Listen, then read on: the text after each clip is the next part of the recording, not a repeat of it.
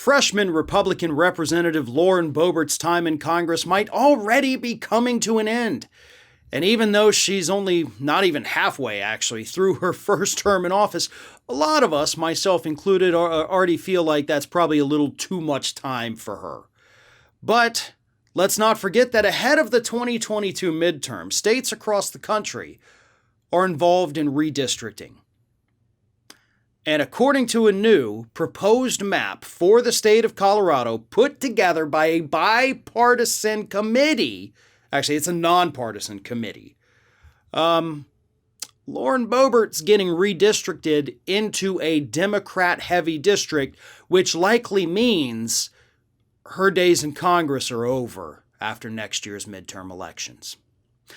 So let's look at the facts here. Not only is she essentially having her district absorbed into a Democrat-heavy district based on where she lives, if she wants to run in a more swingy district, I guess you would say, not that kind of swingy, she would have to move her family basically to the other side of the city. That's no small feat, especially, clock's ticking here.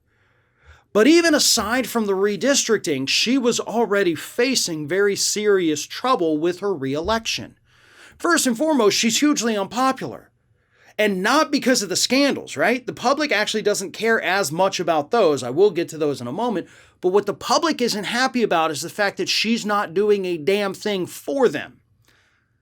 Politico reported over this summer, and we talked about it, the fact that even swing voters in the district are saying, listen, she campaigned on all these issues, was going to go to D.C., was going to take care of these things, deliver things for us, and none of it ever materialized. She didn't keep any of her promises.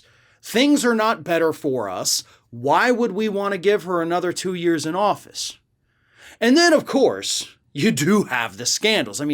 She's under investigation right now because of her campaign spending and allegedly driving so much through the state of Colorado that if she were going in a straight line, she would have made it 1.5 times around planet Earth. That's how many miles she reimbursed herself for just campaigning for one district. Okay, it's not even like she was running for Senate where you had to get votes across the whole state. Nope, you just needed one tiny little district that you could literally drive back and forth in about an hour. Actually, not even that.